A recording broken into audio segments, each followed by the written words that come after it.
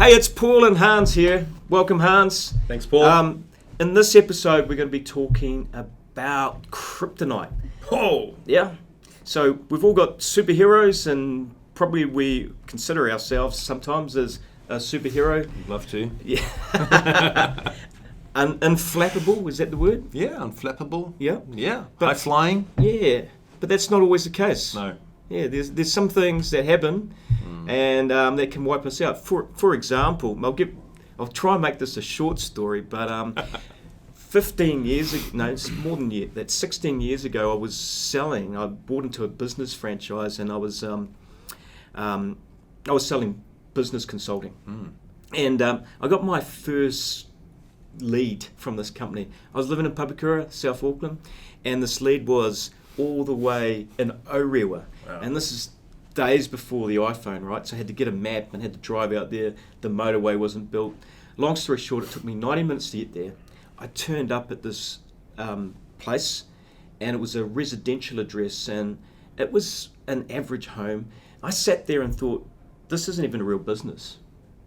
Like, they'll never have the money to buy this. Like, our services are expensive. This is some sort of hobby business. And then I sat there and went, wow, this is a waste of time.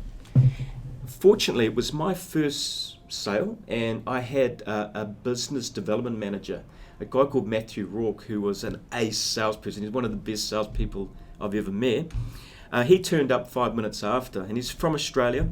And he jumped in the car and said, "G'day, Paul, how's it going?" I said, "Well, look, Matt, this isn't even a real opportunity. This is going to be a waste of time. They won't have any money, and I don't even know what we're doing here." Do you know what Matt did to me?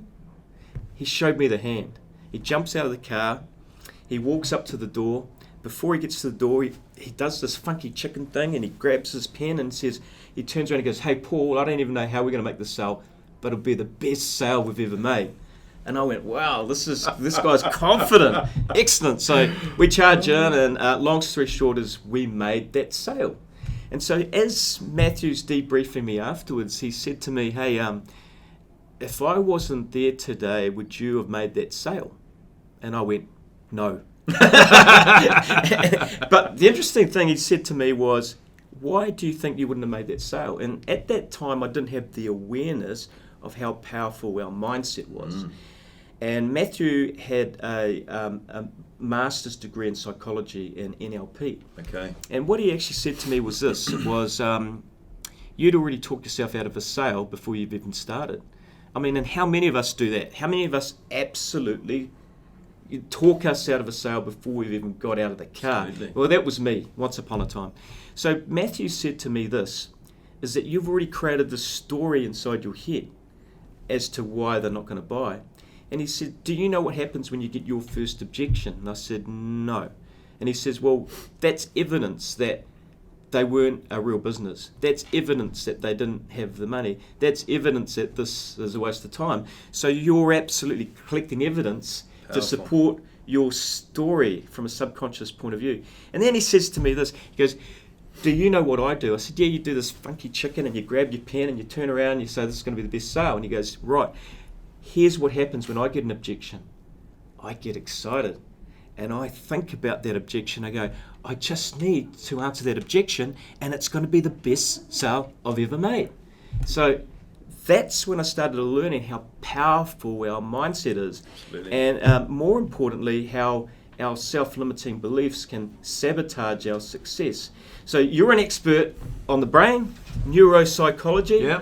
So tell me a little bit more from a scientific point of view about how self-limiting beliefs, or how we can overcome certain belief systems. Very interesting. Yeah. So just reflecting on the story you told me, and what a powerful story. I already like that Matthew guy. I mean, he sounds like an absolute superstar, right? I owe him big time, actually, because yeah. he's helped me be really effective. Fantastic. So, yeah. Like, really powerful. But let's just talk about when you pulled up in the car. How were you feeling? Or this is your first sale, 90 minutes, dressed, ready to do it, and you pulled up and it was like, this doesn't... How did you feel? Well, initially I was excited. Yep. I had the desire and I had the commitment. I drove 90 minutes.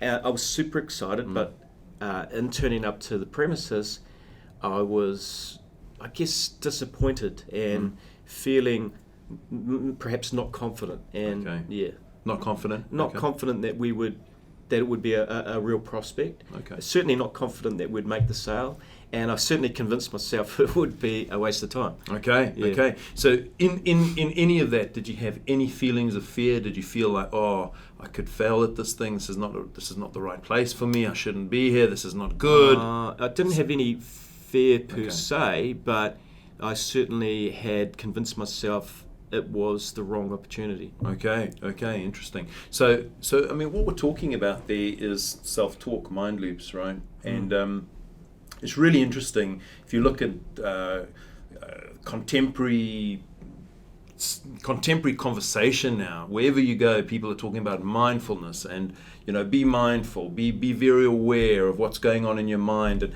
you spoke earlier and you said, look, I wasn't aware at that time of my mindset and how it was translating into real action on the ground. Like, this is not going to happen. I'm actually physically going to drive away from this thing. This is my first appointment and it doesn't look right. There's something looping inside of my mind and I'm actually going to take a physical action. I'm going to drive away from this. So, I mean, let's talk about this in terms of the fight, flight, or freeze paradigm. Yeah. You heard about that? Yes. Okay.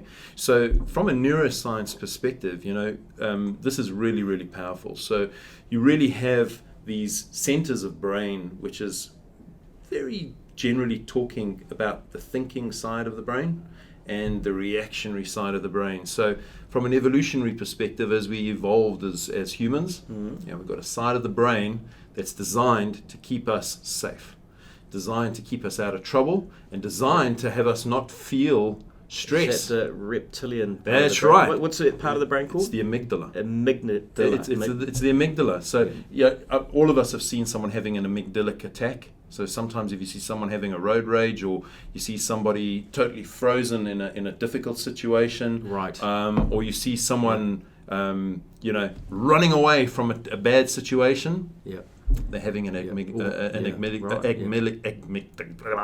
Yep, one of those things. One of those things, yep. Okay? They're having an attack, all right? I've had one of those. All right, then bungee jumping. We've all froze. There you go. Yeah. There's a great example. Yeah. Now, what we're talking about in terms of mindset is, we talk about creating space in the pace. So a lot of the time you're having a stimuli coming at you, an event or a realization, or you pulled up at this house and you're like, you got input, you got stimulus, and all of a sudden you find yourself going to a default reaction.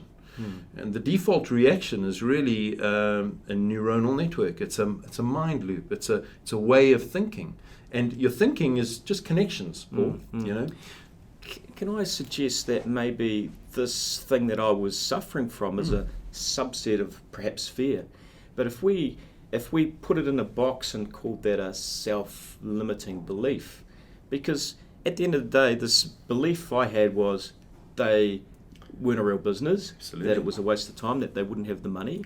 So that's kind of like, I've told myself the story, and unbeknownst to me, it was sitting in my subconscious. Okay. So, and unbeknownst to me, I was exuding confidence, but in the back of my mind, without being conscious about it, I still had this story that I was collecting evidence on, or could have if Matthew wasn't there. Absolutely. Right? So, the whole notion of self-limiting beliefs, and you mentioned before you have these loops, and That's right. This is probably a loop that's in my head of probably determine a situation based on visually what I've seen that doesn't marry up to my ideal target market. So Absolutely. I've discriminated. Absolutely. Pretty much, right? You used a bias. I've used a bias, unconscious bias. It's like what you did is you took a pair of glasses that happened to be green. You slipped them on, and all of a sudden everything was green. But I don't have green glasses, and they're not green. So now the interesting question here is, how did you hack it? So at that time, back then in the day, you didn't have the skill to hack it yourself. I didn't have anything. You needed Matthew. Do you know what? I didn't even have the awareness. And you imagine if Matthew wasn't there, like I wouldn't be half as successful as I am now. Because I wouldn't have understood. Yeah, exactly. Yeah. And think about what kind of impact that could have had on you. I mean, Yeah. if you really trace it back and we reverse engineer this thing, you could actually argue there wouldn't have been a SalesStar. 100%. Do you know what I mean? Look, there's so many times where we created SalesStar, and I guess it was predicated on a big goal and big desire. And so many times I've had to catch myself with these self-limiting thoughts. Yeah. And the interesting thing is, over time, you recognize that self-limiting thinking that often is verbalized, you catch yourself and you go, that doesn't serve a purpose, because it's actually my kryptonite. It's preventing me from being successful. And over time, we've developed tools, and I'd like to hear more about the tools you've got, or put science around some of the tools we've developed to help people who are in my situation overcome those self-limiting beliefs. But it's not a go to a workshop and it disappears. No. Like, you think of all those beliefs, like the self-limiting beliefs we typically find within an organisation is like, I can't call high up to CEOs, I'm frightened, or I can't cold call, or I must have the best price, or I've got a really long sales cycle, or it's rude to ask too many questions. There's a whole bunch of self-limiting thinking, right, that we're constantly working with and coaching our clients through. But you're saying, in a previous episode, you talked about those neuro networks and how our brains form. But, so, like, let's talk about cold calling, for example. I can't cold call, it's a fear. So where does that irrational fear come from? Is it because when we were small, our parents said, don't speak to strangers, stranger danger? And is that something that manifests as an adult that's in our subconscious mind? We've got to actually pick up a phone and talk to a stranger. Absolutely. So it could be that. It could be a whole host of things. It could just be fear of being rejected and what that feels like, which again is an evolutionary thing. You could imagine back in the day, if you were rejected as a caveman, you died. If you were thrown out of the tribe, you died. Right. So you had to be accepted. And so you can imagine when you phone somebody and they like, no and go, that's a horrible feeling for somebody who hasn't reconciled that basal reality in the amygdala. So what we're doing, and this is really interesting, so you've got to know that there's some really deep-seated things that we're dealing with here. But if you create enough awareness, and you spoke about this, Matthew creating this space for you, he did the chicken thing and touched his pen. And I'll touch on why he did that in a minute. Well, what he did is he created a space, and then he helped you reframe your thinking. And after having reframed, but it was the space that allowed you to move from this amygdala place, the place of fear, freeze, flight, all of that stuff, and take your energy, because remember, thinking is chemicals and electricity. And so you're either directing your chemicals and electricity to the basal part of your brain where you're freaking out, or you're directing that energy to the thinking part, the front part of your brain, your cognitive seat, and you're moving forward in a very thinking way. So that's where we could hack this. So now Matthew created that space in the pace for you back in the day. Created the awareness. Which created an opportunity. And left me hanging. Well, because I didn't have all the tools. Well, it's really interesting, Paul, but then you knew that you needed to go and get tools, because you're like, hey, there's a gap in my toolbox here, and I need to put something in to help me. I never want to feel like that again, right? So how do we create that space? It could be a second. For some people, it's less than a second. For others, it's a little longer. But if you're having a stimulus come in that you start to feel nervous about, it might be picking up the phone, it might be knowing that you're going to speak to a CEO. How do we create that space, redirect the energy and chemical to the right side of the brain, and then help that process continue? Now, that's where skill and culture and process is so powerful. And that's where you become masterful, because I know now when these things even slightly enter into my mindset, what do? I can make it disappear. But that's mastery, and that's by able to reframing things. And there's a lot of tools I have that I can reach into my toolbox and go, I recognise that, and I'm going to make it disappear because it doesn't serve any purpose. Okay, but does it disappear, or do you reroute your thinking? it's probably more reframing, rewiring my thinking. There you go. For the outcome I'm looking for. You're making a choice. Which takes me back to Matthew. So the reason why he always had his favourite pen, and he did this. You sometimes see people who are kicking goals in rugby. They do this, and it's the same thing every time. It's a setup, right? So what Matthew was doing is anchoring himself into, he had certain anchors that he would anchor himself into, thinking about the best sale he ever made, and he would always live into, this is the best sale I've ever made. And so obviously when he's in a call, and the reason why he's so successful is because he's already had that subconscious thought and that positive belief system that acts as a really powerful force behind him to give him that confidence that this will be the best sale he's ever made. And it worked for him. Absolutely. So what's the science behind that? Well, let me give you an example about how that actually works, for instance, with some of the process that you've brought into the world. Yes. So one of the most powerful things is a positioning statement.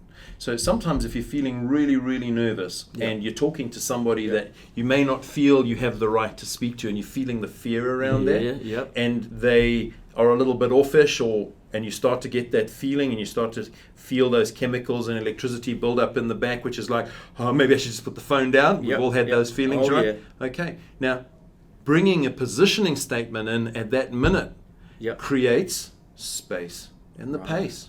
So you're having the stimuli come in, we feel the way we feel.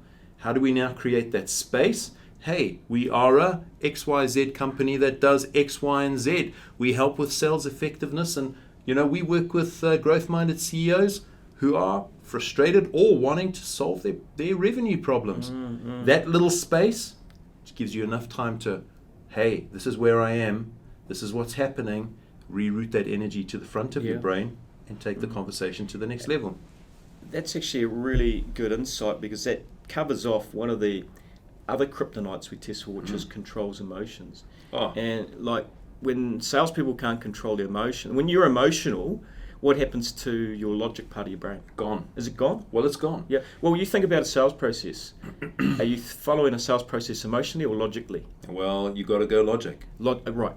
So you follow me on this one. So if you're following a process logically, and then all of a sudden a gruff customer asks you a question and you get all emotional, what happens to that logic? Gone. So that's exactly what we're finding out there, is that when salespeople lose control of their emotion, the sales process and the effectiveness of managing that process goes out the window. That's exactly right. So they react to a certain situation. So I guess, what are the hacks? What are the sort of things we can do to help salespeople control emotion? Now, you mentioned that distance. Yep. What we've also found is just, there's a few things here. Being prepared. Like, often they lose control of their emotions because a customer gives them an objection or a put off or a fob off, and they just freeze. Because it feels like danger, freeze. Right? There you go. So flight, or freeze. Yeah, they freeze, and they start internalizing in their own head, right? And they start strategizing, and it doesn't always end that well for them, because even if they're strategizing, they're not listening with intent. Like, sales is all about listening, so they don't have their listening ears on, but they don't follow the process. Here's the interesting thing, and I'll challenge anyone that's listening to this, in fact, because there's often only 12 common objections to any company, any industry. 12 common objections. So part of keeping control of your emotions is being prepared. Like, if someone responds in this way, what's a good place to react? Yeah, absolutely. So if there's only 12 common objections, that means you only need 12 rebuttals, and you need to be prepared for those, or 24 if you want 2 for every circumstance. Absolutely. Yeah. Well, I will say this to you, Paul, is that if you're prepared like that, basically what you're doing is you're building that buffer between a potentially what would look like scary, gruff stimulus or input, and where you actually want to go, which we would call the outcome. So if that energy, if that chemical and electricity is sitting in the wrong side of your brain, it doesn't matter how smart you are, it doesn't matter what IQ you've got, it doesn't matter what's happening. If the chemical and the energy, the electricity is not in the front of your brain, you are not thinking. You're losing your logic, and your effectiveness is going way, way, way down. That's an interesting point. Like, when and I know this happens to most people, there's a fear of public speaking. And that's something that's not comfortably or innately comfortably for me. I've had to force myself and commit myself to put myself out there and overcome this fear of public speaking. So I know I've been in situations, I've got this font of knowledge, and you end up in situations where you freeze in certain situations. So all of this knowledge that you've got, it doesn't come out of your mouth, and you can't think rationally or logically through that. So what part of the brain's been affected there, and how can you overcome that? Okay, so the most powerful thing, and we visited mindfulness earlier, right? The first thing is becoming aware. So you spoke earlier about Matthew and not actually being aware what was actually happening. So the first thing is, in the time of no stress, study, understand, know yourself, and in emotional intelligence. From an emotional intelligence perspective, we would say awareness of self. Self-awareness is where this whole thing starts. Know how you react in certain circumstances. Be very honest with yourself and say, look, I have this tendency. When I get put under this kind of pressure, this is what happens. My hands start sweating, or I get really hot, I stop moving around in my chair, or my mouth goes dry. My mouth goes dry, or I wanna go. I want to get out of this situation. I want to run away. Yeah. Or be honest with yourself. Say, when somebody puts me under pressure, do I feel my temperature going up? Do I feel myself getting angry? Do I want to lash out? Do I want to be a little more aggressive? Know yourself first. Really understand that when you're under pressure and the amygdala's been pinged, and that chemical and electricity is going to the wrong side of the brain, know the warning signals.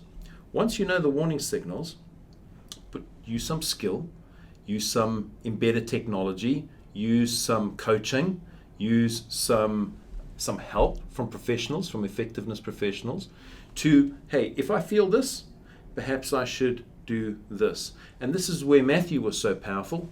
He did a couple of things to get himself right. This is where a powerful process like SalesStar can really, really be useful to salespeople that are wanting to be incredibly effective. Create that space to think, reroute the energy to the front of the mind, and just keep on flowing.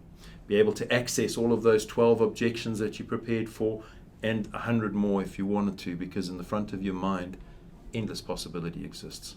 It's where we think. Yeah, well, hey, look, Hanss, that's a really good insight. I don't want to leave people hanging. How about in this next episode, we start to maybe drill down and give some hacks on how you can overcome your kryptonite and re-empower yourself to be a sales star. Fantastic. All right.